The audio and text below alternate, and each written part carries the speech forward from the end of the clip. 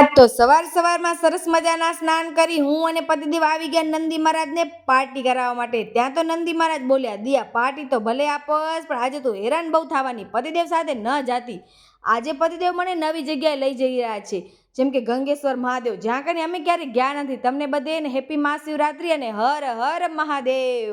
આજે તો મહાદેવ પાસે આટલી બધી લાઈન છે, બધે પોતપોતાની મનોકામના પૂર્ણ કરાવવા આવ્યા છે। આ બધેને એક જ દિવસે મનોકામના પૂર્ણ કરાવવાની હોય, યાર રોજ આવતી હોય તો આટલી ભીડ તો ન થાય, પણ ઠીક છે, હલો બધે લાઈનમાં ઊભા છીએ અને પતિદેવ આપી રહ્યા છે સ્પોઝ।